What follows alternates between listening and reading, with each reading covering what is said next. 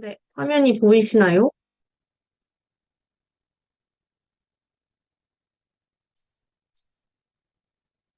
네. 제가 배정받은 국내 주식은 LG화학, SK이노베이션 두 가지였고요. 그리고 미국 주식은 일라이릴리, 유나이티드 헬스그룹으로 국내는 화학이랑 배터리 쪽, 미국은 의료 관련된 쪽이었습니다. 그래서 두 가지를 같이 비교해서 볼 수 있어서 좋았는데요. 먼저 LG화학 같은 경우는 지금 주가가 23만 원인데요. 1년 기준 최고가 대비 44.3%가 하락한 상태고, 최저가보다는 10%더 위에 있는 상태입니다. 주가의 흐름을 살펴보면, 여기 36개월 기준으로, 3년치 기준으로 지금 표를 저는 맞춰뒀는데, 네, 2023년경에 매우 높은 가격을 찍고 나서 지속적으로 작년 내내 계속 하락하고 있는 양상을 보이고 있습니다. 그 주된 이유는 LG화학에서 영위하고 있는 사업의 상황 관련된 건데요. 주요 산업이 석유화학 산업, 첨단 소재 산업, 그리고 생명과학, 그리고 LG 엔솔이 종속기업으로 있고, 이외에 다른 산업들이 있는데 가장 주요한 수익을 차지하는 비율을 차지하는 게 LG 엔솔 배터리와 석유화학 산업입니다. 그런데 작년 내내 중국에서 화학 관련한 상품들을 덤핑해서 싸게 팔면서 관련된 화학 쪽 가격이 매우 급락하여 안 좋은 영업이익이 5년 만에 적자로 전환을 하기까지 했습니다. 여기 보시면 LG화학이 주가 상대 수익률도 쭉 하락하고 있었고요. 그리고 재무도 보시면 쭉 하락하고 있었고, 영업이익률, 단기순이익, 다 하락하고 있었고, 여기 보이시는지 모르겠지만 너무 작아서 당기순이익 같은 경우는 지금 이거는 연간 기준으로 2020년부터 24년까지 기재가 되어 있는 건데, 여기 보시면 어딨지?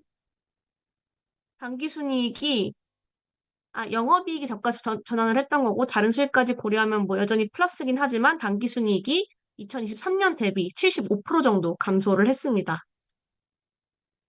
그래서 뉴스 같은 것들을 찾아봐도 거의 대부분의 내용이 지금 뭐 신약 측면에서도 후퇴해서 더 이상 하지 않고 새로운 방법을 찾아보려고 하고 있고, 분리막 사업 쪽에서도 지금 효율화가 안 되어 있어서 효율화를 위한 방법들을 강구하고 있다고 합니다. 그래서 이 주식에 대한 저의 전반적인 의견을 먼저 말씀드리자면, 재무 상태는 지금 5년 만에 적자 전환한 상태고, 부채 비율은 계속 높아지고 있습니다. 주가는 1년 동안 약 46% 하락했고, 어, 그 주력 산업 두 개, 화학과 전기차 배터리 사업 둘 다 단기간 내에 빠른 반등은 없을 것 같습니다. 그런데 그럼 지금 주가가 그러면 그런 것들을 반영해서 매우 낮은 상태냐 하면 저는 약간 그것도 아닌 것 같아요. 왜냐하면 가격이 60만 원대였던 2022년이랑 비교를 해보면 그때 대비 지금 주가가 3분의 1 수준이거든요, 딱. 그런데 영업이익도 딱 3분의 1 수준이에요. 그래서 뭔가 가격이 엄청 저렴하게 나온 것도 아니고 그냥 그 상태 그대로 보여주고 있는 것 같습니다. 다음으로 SK이노베이션을 보면 SK이노베이션도 마찬가지로 되게 부진한 상태였어요. 그래도 LG화학보다는 그 하락폭이 조금 덜 했는데 지금 현재 주가는 10만 원 정도, 그리고 1년 기준 최고가 대비 한 25% 정도 감소한 상태고 최저가 대비는 14% 정도 높은 상태입니다. 주요 산업은 석유 사업, 그리고 화학 산업, 배터리 사업이랑 다른 기타 사업이 있는데 석유가 가장 주된 사업으로서 매출의 67%를 차지하고 있고요. 배터리는 SK온입니다. SK온에서 배터리 관련 배터리를 만들고 있고, 그리고 작년에 SK ENS와 합병을 해서 지금 에너지 쪽으로도 사업을 다각화를 하고 있습니다. 여기 보시면 지금 퍼는 NA로 나오는데 지금 적자기 때문에 그래서 0으로 나오고 있습니다. 재무정보를 보시면 LG화학과 마찬가지로 영업이익도 단기순이익도 모두 하락하고 있는 추세를 보이고 있습니다. 여기 단기순이익 보시면 작년 24년에 전년도 대비 크게 감소한 것도 확인하실 수 있습니다. 반면 부채 비율은 계속 올라가고 있는 상태고요. 올해 4월에 난 기사인데 최대 8천억 원 규모의 회사채를 추가적으로 발행하는 것을 준비하고 있다고 합니다.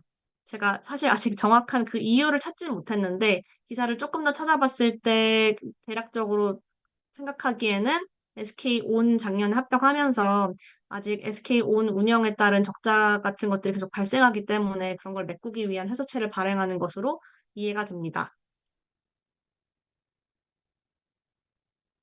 그래서 또 다른 기사에서도 계속 정제 마진도 적자권을 맴돌고 있고 아직은 네, 뚜렷한 회복세를 보이기에는 좀 시기상조라는 기사들이 있었습니다. 다만 작년에 SK이노베이션 ENS와 합병을 하면서 에너지 관련한 한 비용을 이제 만약에 트럼프 정부에서 좀 저렴한 LNG를 공급을 하게 되면 그 수입 확대를 통해 수익성 개선을 노릴 수 있다고 하는 긍정적인 얘기가 있었는데 이 ENS의 매출은 전체 매출에 차지하는 비중이 사실 높진 않습니다. 그 차지하는 비율이 제가 아까 봤을 때 한 5% 미만이었던 것 같아요. 그래서 이거에서 긍정적인 영향이 있다고 하더라도 그 효과가 아주 드라마틱하지는 않을 것 같습니다. 그래서 종합 의견은 을 말씀드리자면 일단 매출 자체는 2022년에 전기 대비 67% 상승한 이후에 계속 유사한 수준을 유지하고 있는데 영업이익이 매우 크게 감소를 했습니다. 그리고 부채 비율은 SK 온 등으로 인해 계속 증가를 하고 있고 다만 주가의 흐름은 그런 큰 감소에도 불구하고 엄청나게 떨어지진 않았어요. 그, 그, 네, 제가 사실 국내 주식 잘 모르기 때문에 저의 생각이 틀렸을 수도 있지만, 제 생각에는 그래도 약간 안정적인 석유를 기본으로 깔고 있는 상태에서 배터리로 다각화를 하고 있기 때문에 그런 측면을 보아서 그렇게 아주 드라마틱한 감소는 아니었던 거 아닐까 하고 있습니다. 그래서 배터리에 대한 투자를 계속 지속하고 있고, 2025년에는 북미 신규 완성차 공장으로 배터리 출하들이 될 것이기 때문에 배터리 측면에서도 약간 성장할 수 있을 것으로 예상이 됩니다. 그래도 아직 화학이나 뭐 석유에서도 좀 저조한 상태가 유지될 거기 때문에 단기 안에 크게 반등하지는 않을 것 같습니다. 지금 52주 최저가에 근접해 가고 있기 때문에 최저가에 더 근접하면 그냥 아예 배터리 시장의 미래의 큰 성장을 생각하며 장기 보유할 목적으로 조금씩 분할 매수를 하는 거는 괜찮을 수 있을 것 같습니다. 첫 매수가는 10만 원 이하?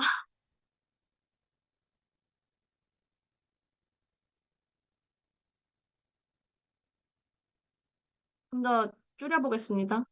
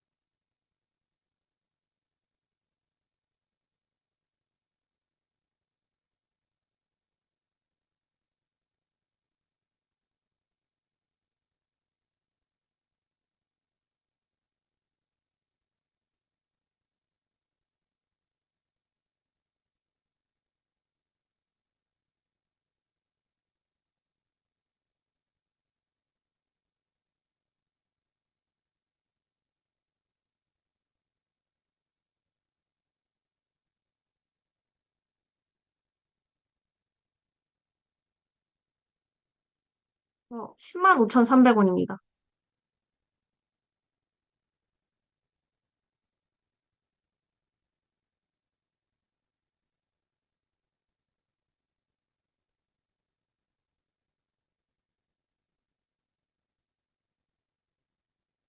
아, 잠시만요.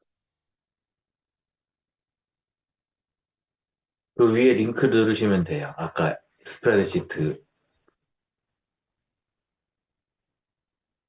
맞아요. 여기에서, 여기까지가 한계입니다. 더 스탑 스 이상의 지금 성장은 보이시나요?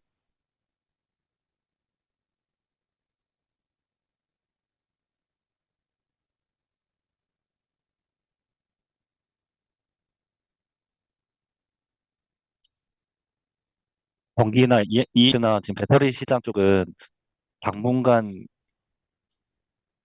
드라마틱한 변화는 좀 어렵지 않을까요?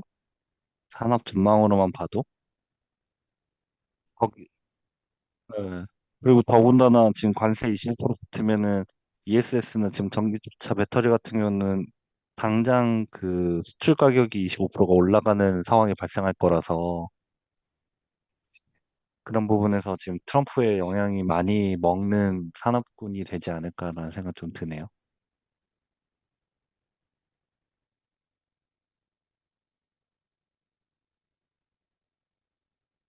세웠다고 본 것 같은데 다시 한번 보겠습니다.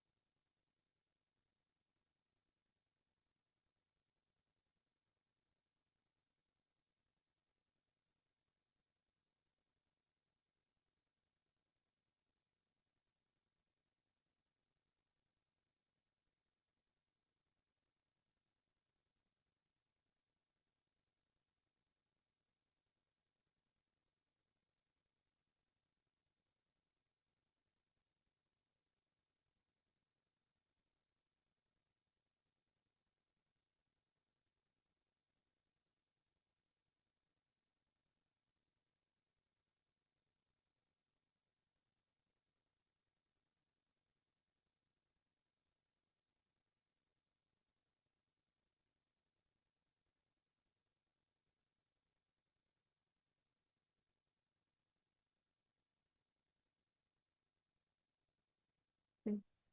공장을 미국에 지었는데, 그래서 일부는 생산을 이미 하고 있고, 일부는 원래 올해 열려고 했는데 내년에 여는 걸로 바꾼 것 같네요.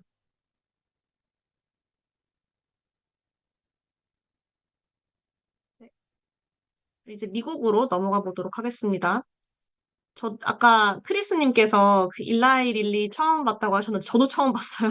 그래서 이렇게 하나도 모르던 기업이 이렇게 상위에 있는 기업이 있었다니 하고 약간 놀랐습니다. 그래서 일라이 릴리는 의약품을 제조하는 회사입니다. 인체용 의약품을 만드는 곳인데 요즘 다들 위고비 아시죠? 위고비가 비만 치료제로 유명하잖아요. 근데 그 위고비보다 더 효과가 좋은 비만 치료제를 만들었다고 합니다. 그게 여기 있는 젯바운드인데 이게 일라이 릴리 매출의 한 10% 정도를 차지하는 건데 위고비보다 효과가 한 46% 정도 더 좋아서 되게 활발하게 팔리고 있고 그런 거를 기반으로 주가가 매우 많이 상승을 하고 있었습니다. 그러다가 근래에 좀 많이 떨어졌어요. 그래서 지금 종가가 738달러였는데 52주 최저가 대비는 3% 정도 높은 수준이지만 굉장히 많이 떨어졌다는 거죠. 그 52주 최저가보다 3%밖에 안 높다는 게.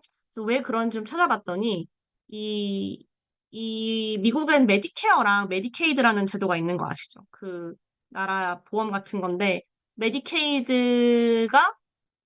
메디케어가 아마 뭐 노인 대상이었고 메디케이드가 뭐 저소득층 대상인가 그런데 그 보험의 범위에서 원래는 이런 비만 약 젯바운드가 포함이 됐었는데 그게 트럼프 정부에서 그걸 제외하기로 했대요. 체중 감량 약물에 대한 메디케어나 메디케이드 적용을 제외하기로 결정. 그래서 주가가 급락을 한 상태였습니다. 그런데 반면 또 어떤 측면은 있냐면 그렇기 때문에 미국 내에서의 수요는 줄어들 수 있지만 미 상관세 리스트에서는 제외가 됐어요. 그래서 해외에 만약 그 수출을 하려고 한다면 그럴 때는 좀 긍정적인 영향을 미칠 수 있을 것 같습니다. 그리고 다른 기술에도 되게 열심히 투자를 하고 있는 상황인데 그래서 저의 종합 의견을 말씀드리자면 매출액과 영업이익이 전년 대비 매출액은 2%, 그리고 영업이익은 100% 정도 급증을 했고, 2025년에 대한 매출 가이던스도 전년 대비 32% 정도 성장한 것으로 제시를 했습니다. 주가 같은 경우는 2023년부터 꾸준히 상승을 하기 시작해서 2024년 8월에 고점을 찍고 지금 하락을 하고 있습니다. 그런데 올해나 내년에 계속 유럽이나 동남아, 뭐 제3국 등으로 진출하는 거를 노리고 그 젯바운드에 대한 매출을 해외를 파는 거를 노리고 있어서 이렇게 해외 매출 증가 효과가 앞으로 더 있을 것 같습니다. 특히 지금 1년 주가 대비 그 최저점에 근접해 가고 있는 데다가, 52주 최고가였던 시점에 예상됐던 미래 매출액 성장률과 유사한 성장이 2025년에도 예상되고 있기 때문에 저는 최저가에 더 근접할수록 매수하는 것도 괜찮을 것 같다는 생각이 들었습니다. 다음으로 유나이티드 헬스그룹에 대해서 말씀드리겠습니다. 유나이티드 헬스그룹은 미국 최대 헬스케어 기업인데 크게 두 가지 사업을 영위하고 있습니다. 하나는 건강보험이고 하나는 옵텀이라는 의료 서비스 이렇게 두 가지를 하고 있는데요.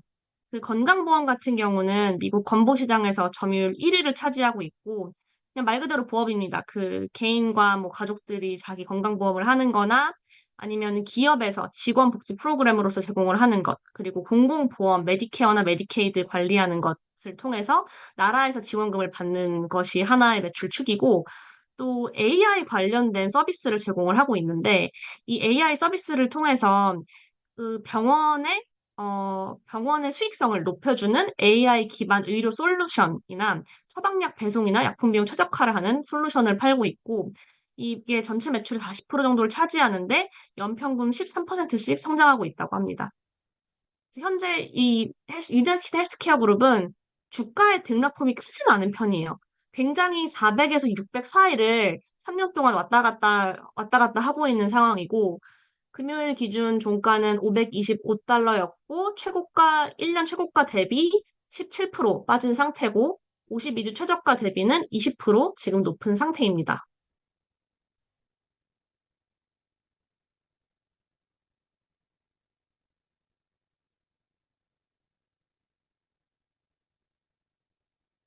뭐, 진짜 뭐 사는 사람들은 성장할 거라 기대하고 사는 거 아닐까요? 이런 같은 것도 성장하고 있습니다. 그래서 저는 사실 이 주식은 사는 게 맞을까? 조금 잘 모르겠었는데요. 왜냐면 지금 일단 헬스케어 같은 경우는 제가 이게 건강보험 미국 내에서만 제공하는 건지는 모르겠는데, 아직 조사가 부족했어서, 이게 미국 내로만 한정되어 있다면 여기 측면에서 아주 큰 성장은 조금 기대하기 어려울 것 같고, 뭐 글로벌로 나가서 이게 만약에 글로벌로 크게 매출이 증대될 수 있다면, 그게 매출 성장을 견인할 수는 있을 것 같습니다. 근데 진짜 신기했던 게 사실 작년에 유나이티드 헬스 그룹한테 엄청 악재가 있었거든요. 일단 메디케어 어드밴티지가 아까 말씀드렸던 대로 그뭐 메디케어 사람들을 관리를 하면서 나라에서 지원금을 받는 제도인데 이거에 추가금을 받기 위해서 좀 허위로 진료를 조작했다는 지금 의혹을 받고 있고 반독점 조사를 지금 진행 중이에요. 게다가 작년 초에 사이버 공격을 받아서 되게 많은 미국인들의 개인정보가 노출된 이슈가 있었어요. 그래서 저는 사실 이런 이슈 사건 터지고 나면 와, 주가가 엄청 급감했겠네 싶었는데 주가가 별로 안 감소 했더라고요. 그냥 원래 512였다가 480 정도로 조금만 내려갔어요. 그래서 왜 그런가 봤더니 이게 현금 흐름이 되게 많아서 그걸로 3주 만에 뭐 시스템을 복구하고 병원이나 약국 같은데 무이자 자금 지원을 통해서 신뢰를 회복했기 때문에 시장이 이런 걸 단기 이슈로 보고 장기 성장 동력, 뭐 고령화로 인한 수요나 AI 사업을 더욱 유망하게 봐서 주가가 하락하지 않았다고 하는데 그래도 이렇게 3주 만에 복구했다고 얘기는 하지만 제가 생각하기에는 3주나 걸렸어? 라는 생각도 들었고 그 개인정보 노출은 되게 큰일인데 그게 노출된 게 이렇게 주가에 영향을 안 미쳤다고 하고 여기 이 기업의 이런 회복 탄력성은 뭐에 기반한 걸까 좀 궁금해졌습니다. 그래서 매출액은 전년 대비 12% 상승했고 영업이익률과 자산 수익률이 지금 많이 하락한 상태입니다. 그 이유는 아까 말씀드린 사이버 공격에 대한 대응 비용, 그리고 메디케어, 메디케이드 의료 비용 상승, 어드밴티지 프로그램에 대한 지원금이 좀 삭감돼서 그런 게 있고 작년 11월에 정고 찍고 하락하고 있는데 큰 하락은 없었습니다. 근데 향후 이 어떻게 될지에 대한 것들을 좀 찾아보니 트럼프 정부에서 오히려 메디케어 어드밴티지 프로그램 강화를 고려하고 있기 때문에 뭐 긍정적으로 보일 수도 있다는 점도 있고 그 AI 프로그램이 빠르게 성장하고 있다는 점이 긍정 요인으로 보이고 있는 것 같습니다. 다만 저는 이쪽을 잘 몰라서 아직은 이 주식이 엄청 매력적인지 뭔가 잘 모르겠더라고요. 예를 들면 일라이릴리 같은 경우는 위고비도 한국에서 또 정말 효과 좋고 많이 쓰고 있다 그런 것들이 그냥 바로 가시적으로 보여서 아, 일라이릴리께 더 효과가 좋으면 전 세계적으로 되게 인기 많겠구나 그런 생각이 들었는데 이 유나이티드 헬스그룹에서 제공하는 서비스 자체가 제가 일상적으로 접하는 거랑은 되게 거리가 있다 보니 좀 잘 와닿지 않았던 것 같아요.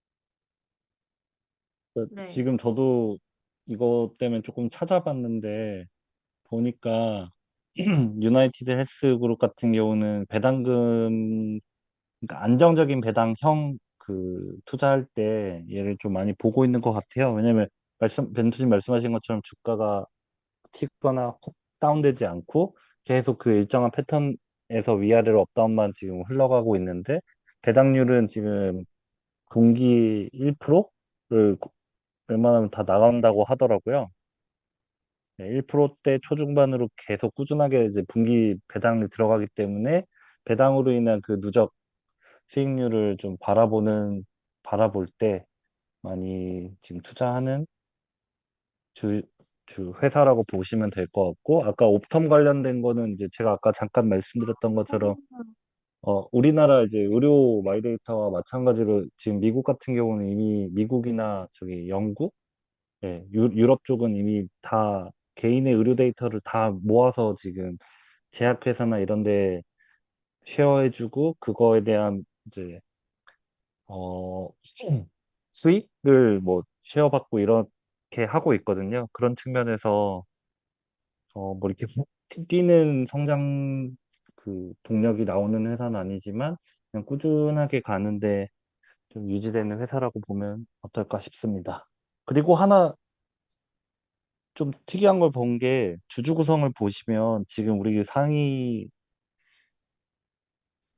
조사한 거를 보면은 다 주주 구성이 다 뱅가드 그룹 아니면 블랙락 쪽이 다 이 상위 회사들에는 엮여 있는 것 같더라고요. 한번 눌러보시면은 다 지금 다른 해외 회사들도 대부분 뱅가드 아니면 블랙락이 하나씩 찍혀 있습니다.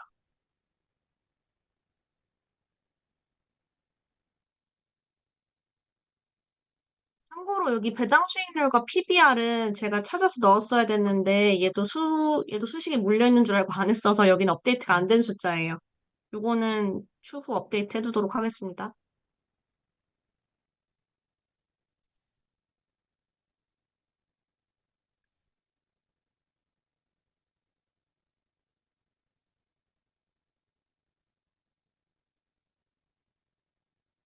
아, 배당 수익이 이게 잘못된 거예요. 그래서 방금 크리스님 말씀하신 게 분기 1%라 하셨으니까 그럼 연간 4% 정도인 거 아닐까 싶어요.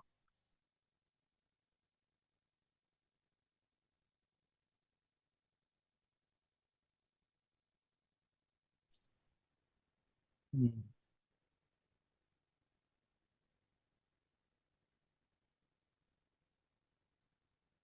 그거 뭐, 네, 찾아봤는데 많이 줄 때는 뭐 10% 이상도 나갈 때가 있다고 나오더라고요. 네. 근데 근래 걸 보니까 연간 배당 수익률이 1.6%네요? 근래는? 이게, 음, 근데 근래 주식이 많이 올란 것도 아닌데? 분기별 배당금이 1.1 USD. 잠시만요. 제가 살짝 공유해 볼게요. 지금 기사, 저 뭐야, 네, 블로그에 그러면 화면 정리된 것 좀 공유를 찾았는데, 끄겠습니다. 네. 찾았는데,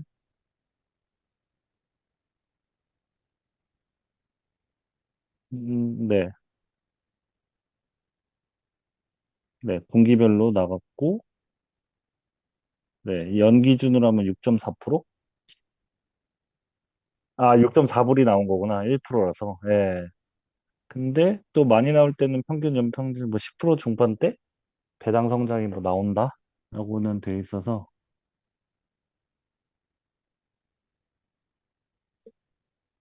성,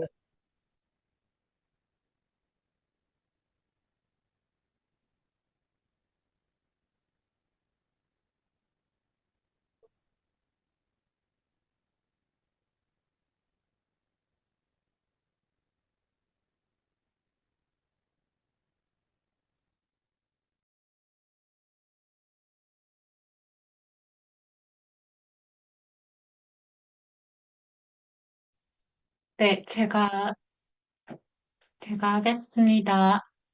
잠시만요.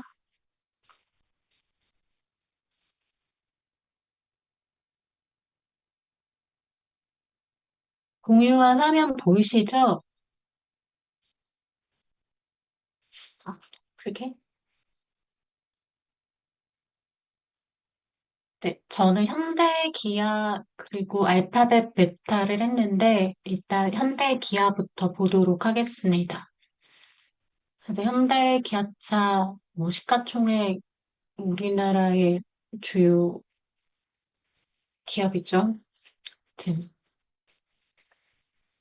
이 주가는 작년 7월에 최고가 뭐 거의 30만 원을 찍었고 그 이후로는 약간 등락은 있었지만 계속 내려와서 지금은 19만 원 정도 되는 것 같아요. 19만 몇천 원 정도 되는 것 같고 이 제품 카테고리를 보면은 다 아시다시피 뭐 승용차, SUV, 전기차 이런 것들 있습니다.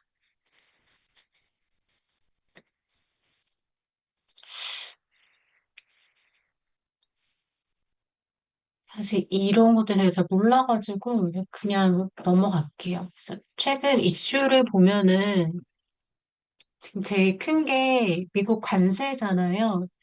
그래서 미국에서 25% 관세를 부과를 했고 이제 그걸 피하려고 이제 대규모 투자 계획을 발표를 했는데 어 어떨지 한번 볼게요. 그래서 총 210억 달러 이렇게 투자를 하기로 했어요. 근데 현대차만 이제 미국에 생산 공장을 짓겠다라고 하고 이제 다른 기업들은 아직은 이제 투자 계획에 내지 않은 상황이란 말이에요. 그래서 현대가 약간 공격적으로 이제 투자를 하고 있는데, 이제 뭐 다른 기업들이 왜 아직 뭐 투자 계획을 발표하지 않느냐, 준비하고 있는 중일 수도 있지만, 일단은 이제 트럼프가 뭐 정책이 바뀔까 봐 투자를 미루는 중. 워낙 좀 말을 많이 바꾸는 사람이니까 어떻게 될지 몰라서 미루고 또 정권이 끝날 때까지를 기다리기도 하고 그렇다고 합니다. 그리고 노조 리스크가 있어서 그렇다라고 하는데 사실 미국 노조가 더 강한지 한국 노조가 더 강한지 잘 모르겠어요. 그래서 현대차는 이게 뭐 그렇게 큰 리스크가 아니라서 투자를 했나 싶은 생각도 들고 또 이 IRA 조건이 복잡해가지고 뭐 투자를 꺼리기도 한다고 합니다. 그런데 일단 현대는 IRA 세액 공제가 뭐 이거를 받으면은 경쟁사보다 가격 경쟁력이 생기고 또 인센티브도 받고 또 전기차에 뭔가 점유율을 급속히 확대 중이라서 뭐 타이밍을 놓치면 손해. 지금 20년 미국 전기차 시장 점유율이 3.2%였는데 11.2%가 됐어요. 그래서 굉장히 크게 늘어난 거잖아요. 그래서 앞으로 또 이렇게 뭐 공장 짓고 하면은 이게 더 크게 늘어나지 않을까 싶습니다. 지금은 미국 전기차 시장 점유율이 테슬라가 거의 50%고 포드, 쉐보레, 현대, 기아 순인데 사실 2위부터 5위까지가 그렇게 큰 차이는 나지 않잖아요. 그래서 이번에 뭔가 잘 되면은 순위를 바꿀 수도 있지 않을까라고 생각이 됩니다. 근데 이게 정말로 시장 점유율을 확대할 수 있을까라고 생각을 해봤어요. 그래서 뭐 긍정적인 이유도 있고 또 부정적인 이유도 있는데 이 부정적인 이유 중에서 좀 큰 게 트럼프가 전기차 보조금 폐지를 하겠다라는 발언을 하기도 한 거예요. 그래서 이게 챗GPT는 사실상 철회 수순에 들어갔다라고 하더라고요. 근데 이게 없어지면은 이제 전기차 점유율은 단기 하락 가능성이 있다라고 합니다. 근데 이번에 현대가 미국에 투자하겠다라고 한 것도 전기차 공장인데 이게 없어지면은 어떻게 될까 생각을 해봤는데 그래도 이제 내연기관 차에 비해서 이제 전기차는 좀 비중이 작잖아요. 그래서 뭐 엄청 큰 타격은 아니고 영향이 있는 정도일 거다라고 해요. 하지만 단기적인 영향은 분명히 존재한다. 가격 경쟁력에서 밀릴 수도 있고, 또 판매 성장률이 둔화될 수도 있고, 또 IRA 대응 비용이 부담이 될 수도 있다. 그래서 이제 현대가 이번에 뭐 공장 새로 짓기로 한 거는 이제 굉장히 좀 리스키한 선택이 될 수도 있다라고 생각을 합니다. 그리고 뭐 관세에도 가격 인상 계획이 없다라고 밝혔잖아요. 요것도 또 미국 내 시장 점유율 확대를 위한 전략이라고는 하는데 이게 향후 2개월까지라고 하니까 그 이후에는 어떻게 될지는 잘 모르겠어요.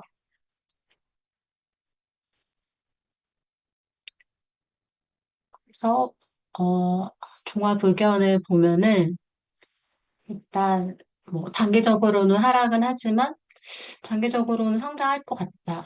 하지만 트럼프 전기차 관련 정책 방향을 보고 이제 투자 결정을 내려야 할 것 같다. 저는 이렇게 생각을 합니다.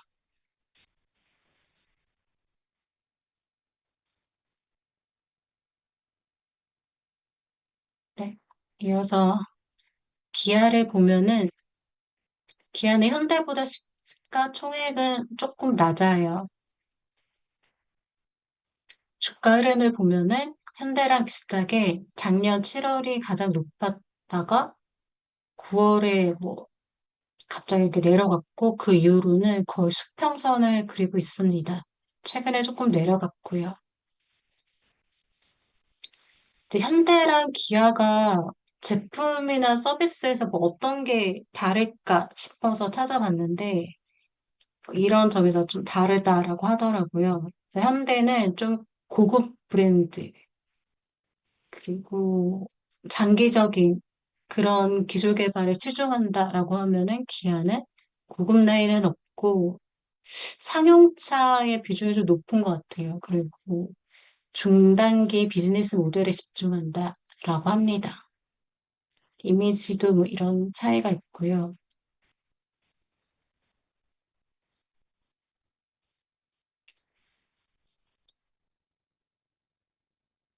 그래서 미국인들이 가격 오르기 전에 현대기아차를 많이 사고 있다고 해요, 최근에. 하지만 경영 악화는 불가피할 거다.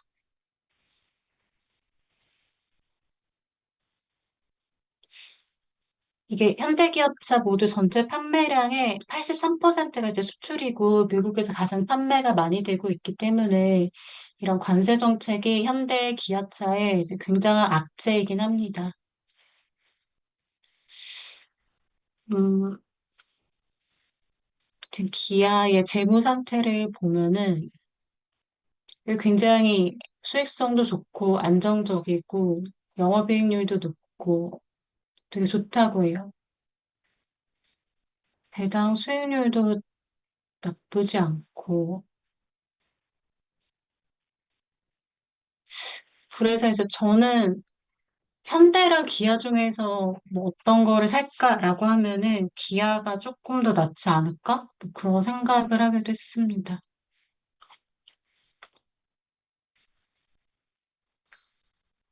이어서 알파벳인데요.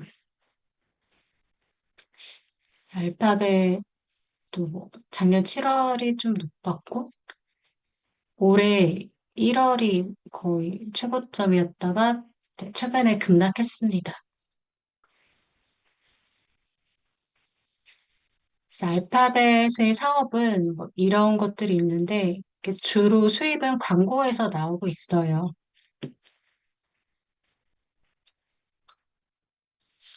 실적을 보면은 최근에 매출은 점점 늘어나고 있는데 영업이익률은 감소하고 있어요.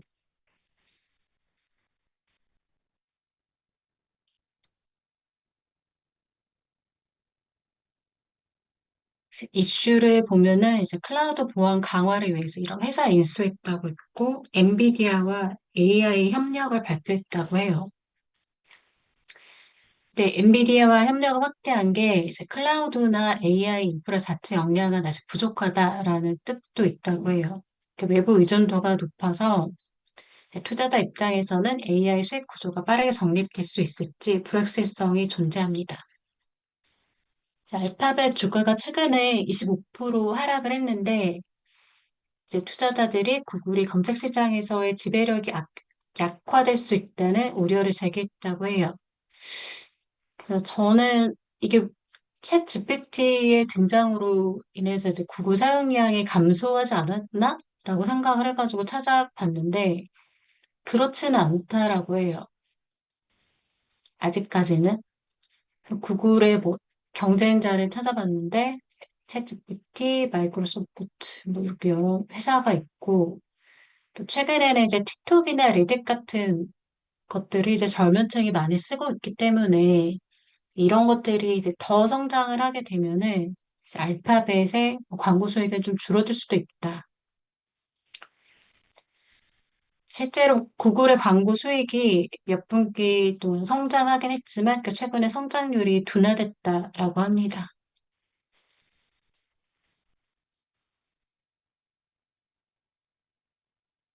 최근 주가가 왜 떨어졌나? 클라우드 매출이 기대 이하다. 경쟁사보다 약하다. 고 AI 기대감이 과열됐고 또 현실적인 실적에 대한 실망이 있었고 검색 시장 지배력이 흔들렸고 또 빅테크 전반의 차익 실현 이런 이유들 때문이라고 해요.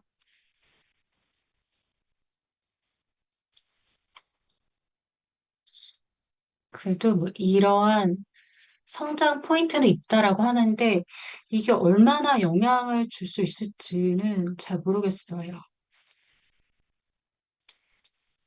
네, 구글 그래서 관련돼서 저도 추가적으로 좀 말씀드리면, 제가 클라우드 쪽 일을 좀 하고 있어서, 어, 구글, MS, 아마존 세 개 클라우드사 기준으로 보면은 아마존이 1등이고 클라우드 매출만 봤을 때 아마존 1등, 그다음 2위가 MS고 3위가 구글인데 구글 클라우드 같은 경우는 지금 실제 뭐 다 대기업들이나 뭐 일부 회사 대부분의 회사들에서 조금 구글 클라우드 사용에 대한 거를 다른 두 개 회사보다는 좀 적게 바라보고 있고 AI 관련돼서 이제 실제 투자는 뭐 무궁무진한 돈이 들어가는데 실제 그걸 가지고 뭔가 서비스나 새로운 사업을 만든다고 했을 때 이익이 나는 게 막 이익이 팍팍팍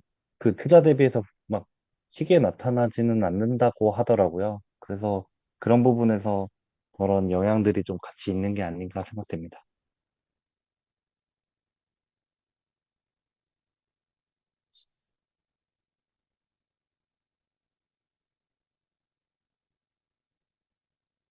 네, 그러면 메타 이어서 하겠습니다.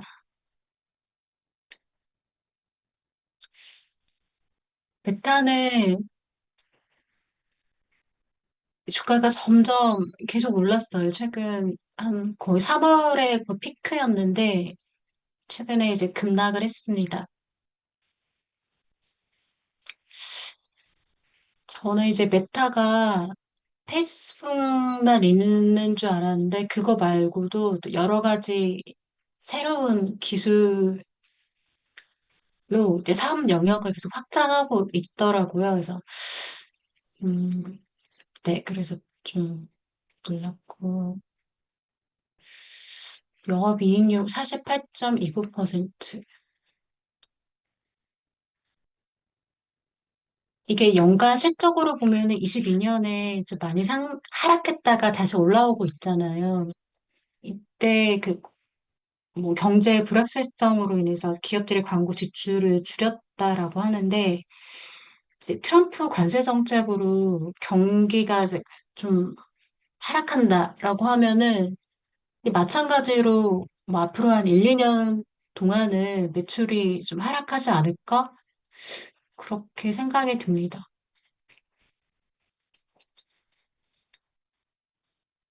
근데 최근에 상승한 이유가 뭔가 봤더니 인공지능을 활용한 광고 도구를 도입을 해서 광고 성과를 향상시켰다고 해요.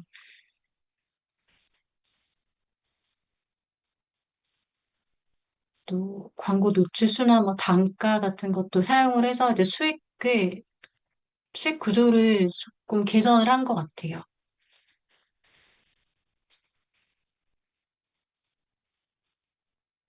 메타는 계속 이런 기술에 대한 투자를 지속하고 있습니다.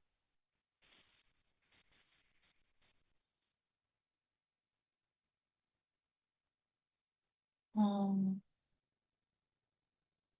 그래서 틱톡이 이제 메타의 좀 주요 경쟁사인데, 그래도 아직까지는 이제 메타가 틱톡보다는 많은 사용자를 보유하고 있다고 해요. 그런데 이제 틱톡의 성장률이 이제 아주 높기 때문에 이제 앞으로는 어떻게 될지는 잘 모르는 상황인 거죠.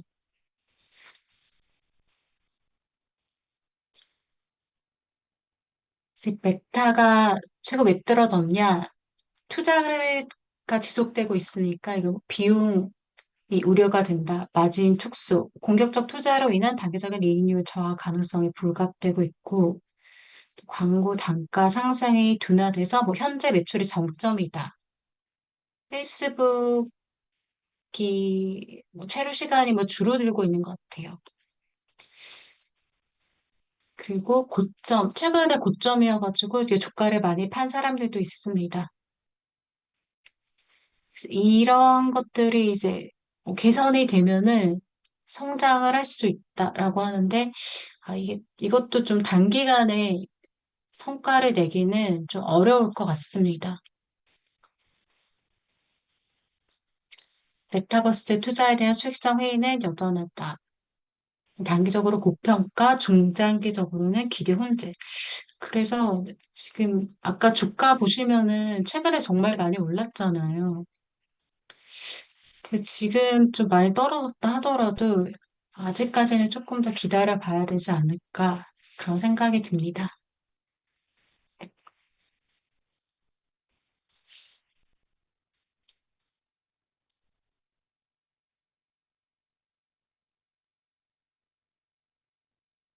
지금 근데 지금은 워낙 좀 불안정한 시기잖아요. 그래서 뭐 언제가 적길지는 잘은 모르겠지만 글쎄요. 조금 더 기다려 봐야 될 것 같아요. 일단 페이스북에 쳐요. 요즘 페이스북 들어가 보면 유튜브나 뭐 인스타 저기 뭐야 틱톡 이런 데서는 정말 그냥 정말 사람 시선을 끄는 콘텐츠가 계속 돌아가면서 나오는데 페이스북은 아직 그 예전 UX가 그대로 있어서 너무 그냥 보고 있다가도 그냥 창을 꺼버리는 하게 되는 것 같아요.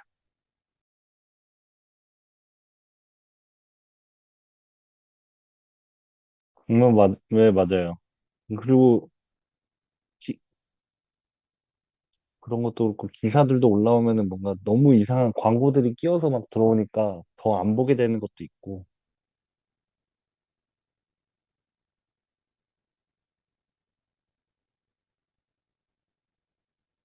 음.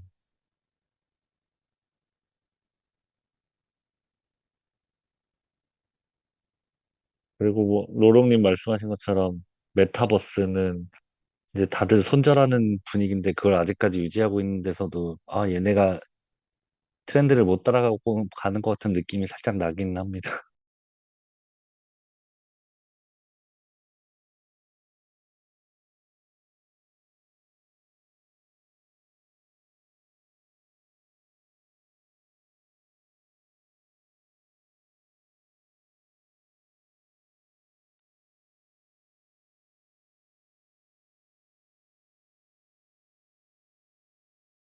네, 들리시나요?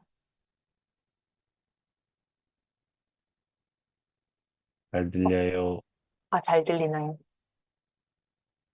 저 마지막입니다. 잠시만요.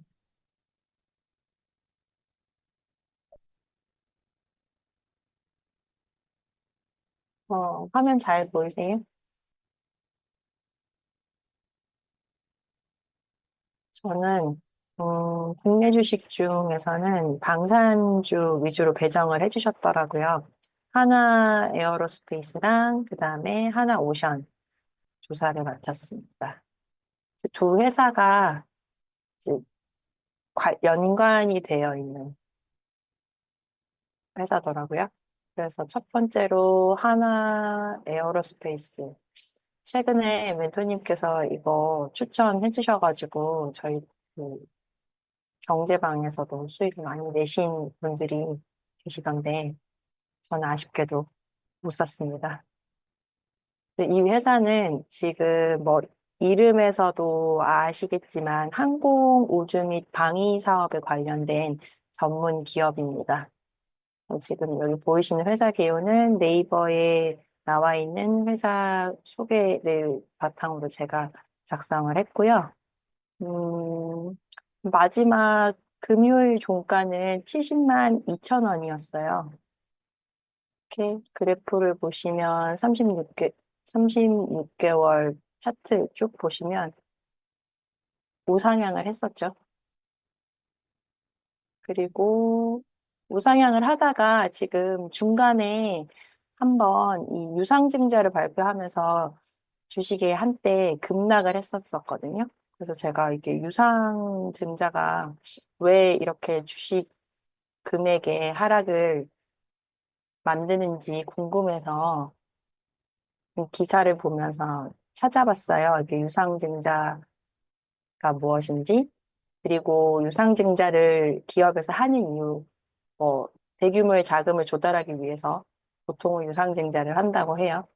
그래서 지금 이 하나 에어로스페이스의 경우에는 이 유상증자를 통해서 왜 주가가 갑자기 폭락을 했나?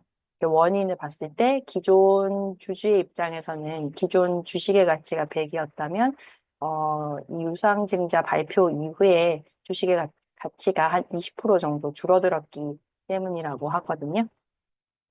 그래서 여기 보시면 제가 뭐 이렇게 종목 토론실 이런 거 좀 찾아봤어요. 뭐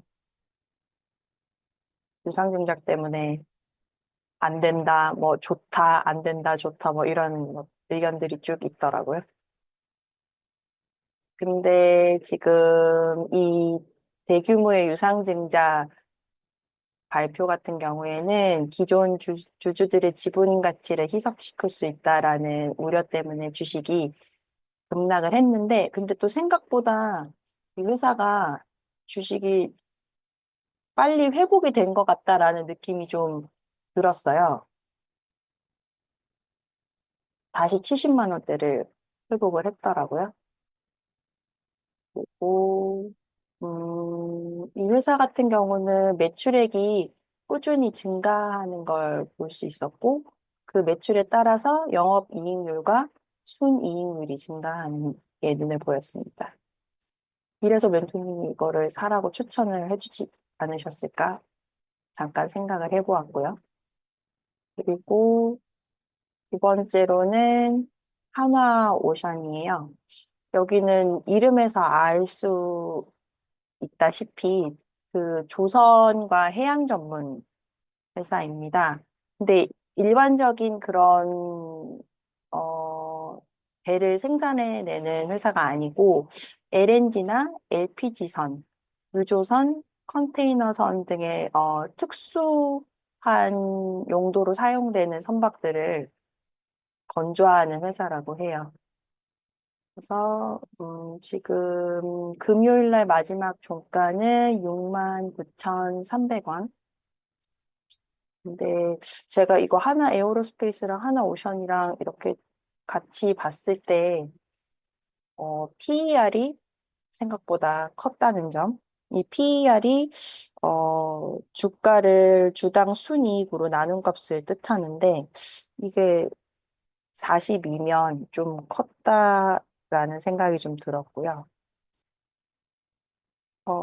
그리고 지금 이 회사의 재무 분석을 봤을 때는 매출은 조금씩 증가하는 게 눈에 보이는데 이 영업이익률이 어떤 해는 마이너스인 경우도 있었고 그리고 24년 9월의 경우에는 순이익률이 또 마이너스인 경우가 있었습니다. 어, 이제 가장 최근에는 이 영업이익이 크게 증가했다고 하는데 그 이유에 대해서 제가 그 기사를 찾아봤는데요.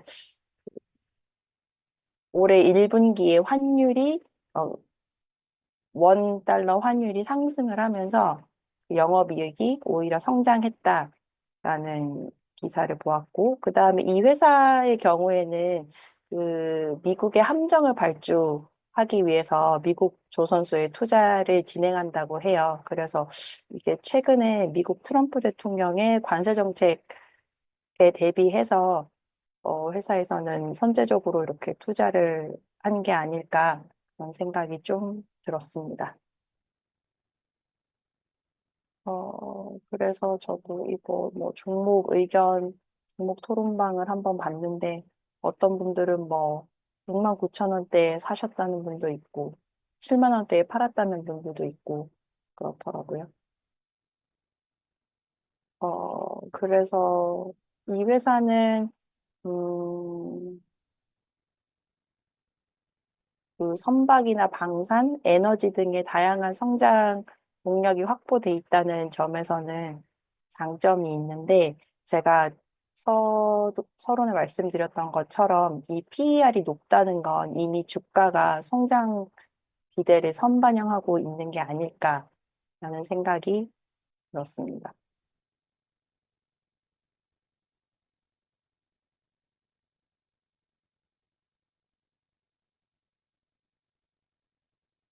또, 제가 미국 주식 조사했던 거는 코스트코랑 월마트 조사를 했거든요. 어, 미국 주식은 잘 알지는 못하는데 이 회사 이름들은 많이 들어보셨을 것 같아서 첫 번째로는 코스트코. 코스트코는 회원제 창구와 전자상거래 웹사이트를 운영하는 회사입니다. 어, 여기 보면 주주 구성에 보면 이제 뱅가드 그룹이랑 블랙럭이 좀 큰 비중으로 주식을 가지고 있는데 이 회사 여기가 처음 들어보는 곳이어가지고 제가 조사를 해봤는데 이게 뭐 전 세계에서 1, 2위를 다투는 자산운용사가 지금 코스트코 같은 경우에는 많은 비중의 주식을 가지고 있는 것으로 보이고요. 그리고 손익계산서 상에 보면 매출은 일정하게 나오는 것 같아요. 대신 영업이익률이 24년 11월쯤에 조금 많이 낮아졌다가 다시 회복하는 게 보이는데 이게 뒤에 월마트 같은 경우에도 손익계산서를 보시면 비슷한 모양의 그래프를 만들어서 이게 왜 이런 결과가 나오는지 찾아봐야 될 것 같아요. 그리고 지금 이거 코스트코랑 월마트 같은 경우는 이게 소비재와 관련되어 있는 그런 회사다 보니까 그 최근에 그 트럼프 대통령의 관세로 인해서 이게 그 원자재 가격의 인상이 조금 이 회사의 영업이익에 영향을 주지 않을까라는 생각이 좀 들었습니다. 그래서 뭐 여기도 종목 토론방을 찾아봤는데 코스트코 같은 경우는 한 주당 금액이 지금 현재가로는 916불 정도 되거든요. 그 환율을 계산을 해보면 한 100만 원이 조금 넘는 정도인데 그래서 보시면 투자하시는 분들께서 주식을 분할했으면 좋겠다라는 의견도 있고 그렇습니다. 어,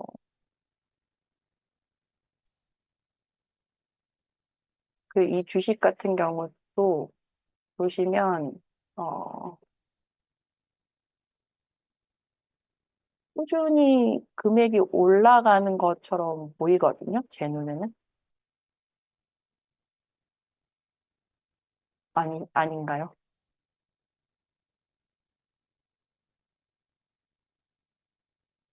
그런 걸로.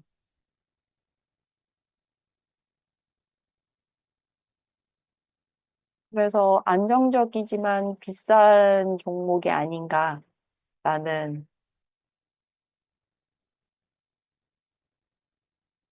결론을. 그리고 다음은 월마트입니다. 월마트도 미국 시장에서 굉장히 큰, 어, 마트 체인인데요.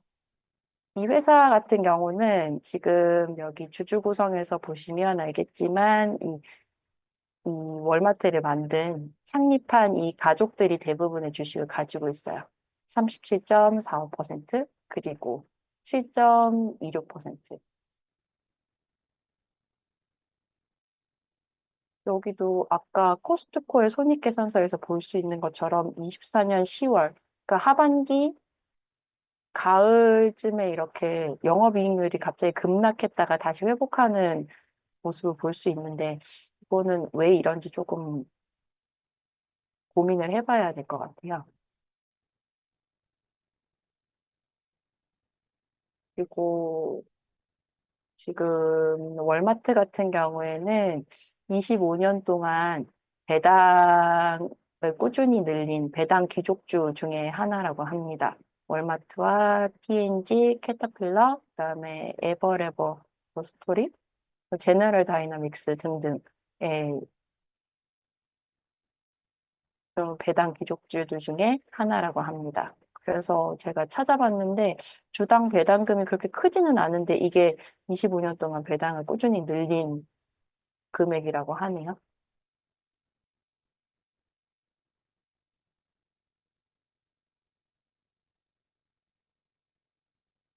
그래서 월마트의 경우에도 어, 지금 현재 온라인 사업에 크게 투자를 하고 있고 그다음에 자사주를 매입하는 등의 주주 친화적인 정책으로 중장기적으로는 투자 매력도가 있는 종목이라고 합니다. 아까 코스트코랑 그 차트의 흐름이 거의 비슷한 것 같아요. 코로나 끝나고 24년 중반에 그 코로나 때 유통이나 이런 전자상거래 쪽이 매출이 급등했을 때가 아마 저 상승기였던 것 같고요. 그 코로나 끝나자마자 하락했다가 지금이 어떻게 보면은 24년 상반기랑 지금 25년 상반기 요때 연결되는 그 그래프가 그냥 일반적인 흐름, 유통 쪽의 흐름, 사이클이 아닐까라는 생각이 드네요.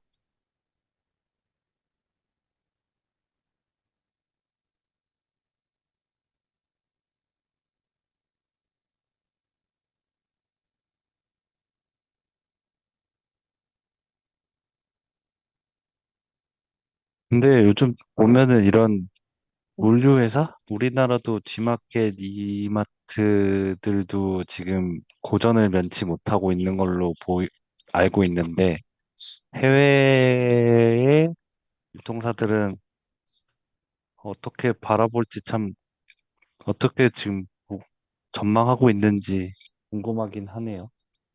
우리나라랑 좀 다르긴 할 텐데,